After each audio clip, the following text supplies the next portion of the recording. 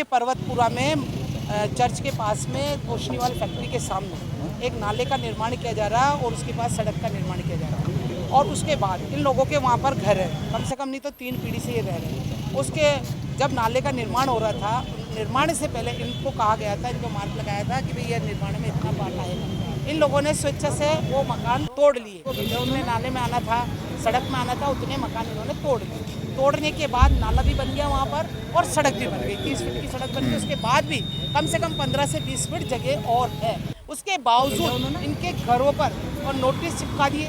उसके बाद इन्होंने, हमें एडीए में मिली, नित्या मैडम से मिली, उन्होंने कहा हाँ ये खुद तोड़ दिए इन्होंने और हमारे पास वीडियो आ गया और ये आपकी समझाइश में इन्होंने तोड़ चुके हैं।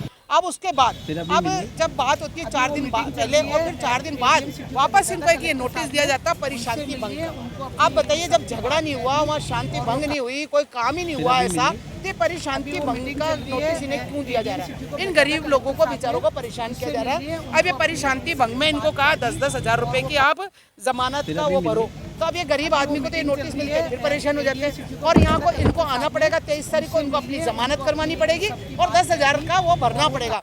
तो ये इस तरह से प्रशासन कानून का उल्लंघन कर रहा है। कानून की आड़ में लोगों को परेशान किया जा रहा है। ऐसे ठेले वालों के लिए भी ठेला बेचारा लगा के अपनी सब्जियां बेच रहे हैं। आप बताइए सब्जी बेचने में क्या शांति भंग कर रहे हैं? उन सबको भी घर बैठे लोगों को परिशांति का भंग का नोटिस दे रहे हैं। अभी कम से कम नहीं तो 16 लोगों को ये नोटिस दिया और इसी तरह से कम 50 ठेले वालों को भी नोटिस दिया। मीटिंग चल रही है, एडीएम सिटी को भेजा है, एडीएम सिटी उनसे मिल रही है। ये एसडीएम और एडीएम सिटी दोनों विभाग से कार्रवाई चल रही है। अभी हम कलेक्टर साहब के पास गए थे, मीटिंग चल रही थी, फिर उन्होंने बाहर एडीएम को, अपने एडिशनल कलेक्टर को भेजा, वंदना कोरवाल जी को, वो हमारी बात सुनने के लिए। हमने अपनी बात पूरी कह दी, उनको बता दिया, लेकिन उन्होंने कहा अभी कलेक्टर साहब से बात करके और अब बताएंगे आपको।